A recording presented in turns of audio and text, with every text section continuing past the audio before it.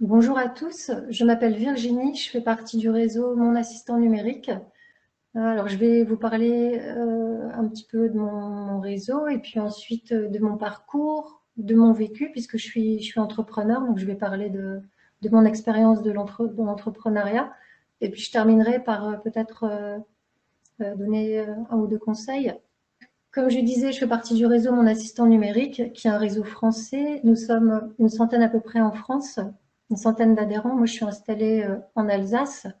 Je suis formatrice indépendante et je propose des services d'accompagnement au numérique pour les entreprises et pour les particuliers.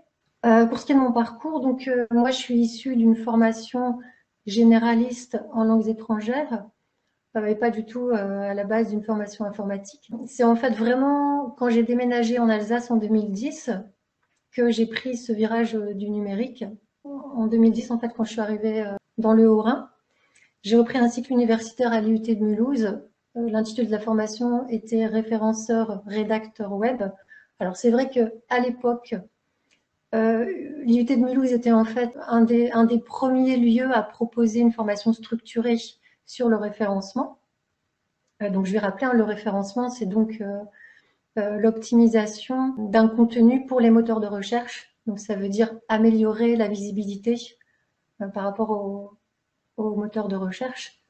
Alors on pourrait se demander pourquoi le numérique, puisque c'était pas ma formation de base. Alors déjà c'est vrai que c'est un peu dans ma culture familiale, c'est-à-dire que enfant, j'ai eu la chance d'avoir un papa qui était assez technophile.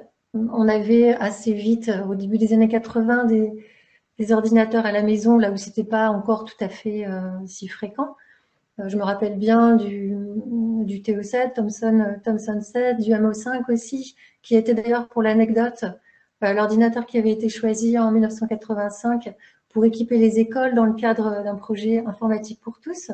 Donc c'est vrai que dans la famille, on utilisait beaucoup ces appareils-là, sans non plus qu'on y passe toutes nos journées. Enfin, on n'était pas accaparé par les écrans. C'est vrai que l'informatique était quand même un petit peu dans ma culture, mais aussi à cette époque-là de mon parcours professionnel, il y a une dizaine d'années, donc enfin vers 2010, ça me paraissait vraiment important, voire incontournable, de mettre à niveau mes compétences numériques. Donc à la sortie de cette formation, c'est vrai que j'avais déjà en tête de me mettre à mon compte. Je trouvais que je manquais encore de confiance en moi, certainement d'expérience aussi pour le faire. J'y ai réfléchi en fait. J'ai encore été salariée à la sortie pendant quelques années. Et puis je me suis lancée. Alors ça a été une décision qui a été difficile à prendre parce que j'avais peur. Parce qu'aussi, si j'avais des informaticiens dans ma famille, ben, j'avais pas tellement d'entrepreneurs. Donc, j'avais pas beaucoup d'exemples, en fait, de personnes qui s'étaient lancées dans l'entrepreneuriat. Donc, c'est pas une décision facile. Et c'est pour ça aussi que j'ai décidé de me lancer, mais pas de me lancer toute seule, de me lancer avec à mes côtés un réseau. Et, depuis, c'est vrai que j'ai pas regretté. Hein, c'est une décision que j'ai à ce jour jamais regrettée. Ce qui m'a vraiment décidé, donc c'était la rencontre aussi de personnes. C'était des histoires de personnes aussi. Donc les deux personnes qui avaient créé le réseau. Les discussions qu'on a eues qui m'ont beaucoup rassurée.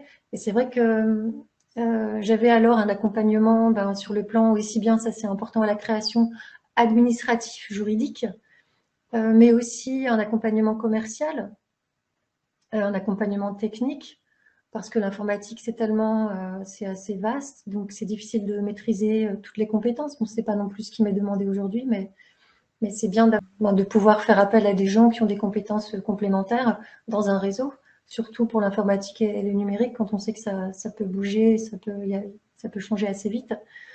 Et puis aussi, ça m'a apporté un soutien quand même, un soutien moral non négligeable, un soutien dans les moments un petit peu de doute par rapport à mon projet. Alors mon activité aujourd'hui, comme je le disais aujourd'hui, donc moi je propose des services d'accompagnement pour les particuliers et pour les professionnels. Mon activité, elle est à peu près répartie à 50% sur les particuliers, à 50% sur les professionnels. C'est assez équilibré entre ces deux types de clients.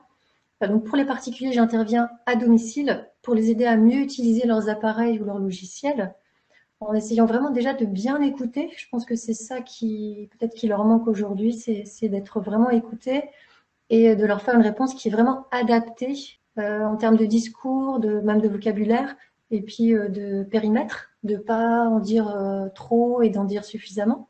Je propose par exemple aussi aujourd'hui des formations qui sont éligibles au CPF. Donc avec certains particuliers, je propose des formations qui peuvent être financées avec un budget sur le CPF, donc compte personnel de formation.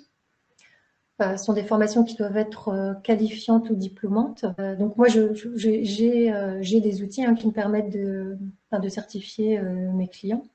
Et pour mes clients professionnels, eh ben, ça peut être des TPE, ça peut être aussi des organismes de formation, comme des associations, des mairies, des médiathèques. Avec ces clients, alors, je vais plutôt intervenir auprès de publics qui peuvent être des artisans, des demandeurs d'emploi, des salariés. Je propose beaucoup d'ateliers pour les seniors. Donc, c'est ce qu'on appelle de l'inclusion numérique pour des publics plutôt aussi de débutants. Alors maintenant, à ce stade-là aujourd'hui de mon projet, d'entreprise, ça fait à peu près, ça fait 3 bonnes années maintenant que je suis à mon compte. Ce à quoi je réfléchis en ce moment, ben c'est beaucoup à comment je gère mon temps et comment j'organise mon temps, sachant que moi, si ça m'intéressait aussi d'être à mon compte, c'était pour avoir plus de flexibilité dans l'organisation de mon temps de travail et puis aussi, peut-être aussi avoir des journées moins monotones, ce qui est le cas. Moi, je connais peu la monotonie. Mais c'est vrai que quand je pensais à la flexibilité, je me disais, j'aurais peut-être au départ un temps de travail plus important, c'est sûr, hein, mais qu'en tout cas, je pourrais adapter mon temps de travail. Et je me rends compte que si flexibilité il y a, c'est surtout dans le sens du grignotage de mon temps libre, pour l'instant en tout cas. Et je pense qu'il faudrait que je réfléchisse, j'y réfléchis beaucoup en ce moment, à comment je pourrais m'organiser différemment pour moins, pas travailler moins, mais en tout cas moins empiéter sur mes week-ends, sur mes soirées, enfin, ce que je fais avec plaisir pour l'instant, mais il y a toujours une question d'équilibre qui est importante si je veux tenir la distance. Donc je réfléchis à ça, et puis je réfléchis aussi aux grandes directions que je veux prendre.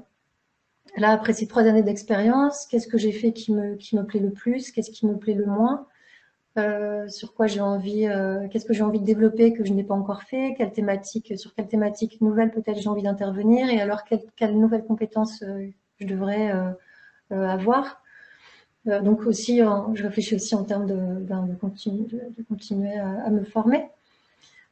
Pour ce qui est des conseils maintenant, moi ce que je conseillerais, c'est pour celles qui souhaiteraient se lancer dans l'entrepreneuriat, c'est de ne pas se lancer tout seul. Il faut avoir beaucoup de compétences. Ça veut dire, pourquoi pas se lancer avec un réseau. Après, le réseau, vous pouvez vous le créer, hein. Il y a des réseaux aussi, des réseaux professionnels qui existent.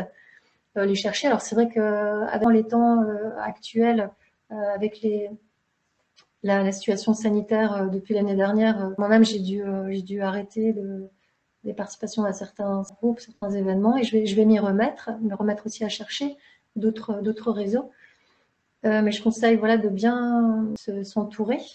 Et aussi, au moment de la création de l'entreprise, quand on cherche des prestataires, ça peut être aussi bien des experts comptables, des comptables, ça peut être des banques aussi. Ne pas hésiter ou bien d'autres organismes, d'autres associations qui aident à la création d'entreprises. Ne pas hésiter en fait à confronter les idées, à demander des retours, même si parfois c'est un peu difficile à entendre ou on a plus besoin d'être assuré dans son projet que contrarié. Mais ça peut aider en fait à commettre moins d'erreurs. C'est important de s'écouter soi et quand on est persuadé de quelque chose, je pense de continuer à y aller en tenant compte éventuellement, c'est toujours mieux de ce qui nous est dit, mais avec réserve aussi. Que ce soit dans le cadre de Pôle emploi, qui propose aussi des ateliers d'accompagnement à la création d'entreprise ou dans les CCI. Une fois que la structure, par exemple, existe, il y a aussi des accompagnements qui sont proposés, même gratuits pour certains. Et ne pas hésiter déjà à se renseigner dans les chambres de commerce et à utiliser ces aides qui existent. Aussi, ça c'est par rapport au sujet de je suis une femme. Je sais que c'est peut-être moins, quand on parlait de réseau, je parlais de réseau tout à l'heure, c'est peut-être moins évident pour une femme justement de se mettre en avant sans non plus faire violence, mais ne pas hésiter à profiter, comme je suis en train de le faire ici, des espaces de visibilité, des espaces des espaces de parole en fait, pour se faire connaître, se présenter. Voilà, de profiter des opportunités en fait. Et un autre conseil que je pourrais donner, c'est de rechercher des modèles en fait. Ben, je pense que cet événement, c'est probablement aussi pour ça qu'il existe. Alors je prétends pas être un modèle, mais moi-même en fait, j'essaie toujours dans mon environnement professionnel, mais aussi personnel, quand je vois quelqu'un qui a certaines qualités que je trouve intéressantes et qui pourraient m'aider à me développer ou simplement qui m'inspirent, des qualités qui m'inspirent, que j'ai en sommeil ou pas du tout. Et ben c'est vrai que j'aime bien en fait penser à ces personnes, si possible des femmes. Je pense qu'en tant que femme, je suis plutôt à la recherche d'un modèle féminin, mais pourquoi pas choisir un modèle masculin, ça dépend de chacun. En tout cas, ça peut être très aidant, je pense, pour donner des directions et puis savoir aussi prendre des décisions et continuer à se développer, à avancer. Pour aussi peut-être, parmi s'il y a des jeunes femmes là qui nous regardent, pour créer des vocations ou oui, des envies professionnelles, des choix de carrière. Alors à savoir, je reviens juste sur la question du référencement. C'est pas du tout ma spécialité aujourd'hui, c'est vrai. En fait, je fais de la formation. Ce n'est plus spécialement ma spécialité. Je fais de la formation sur des systèmes et des logiciels, parfois de la formation aussi pour les entrepreneurs. C'est pas axé particulièrement sur le référencement. Voilà ce que je voulais préciser au passage.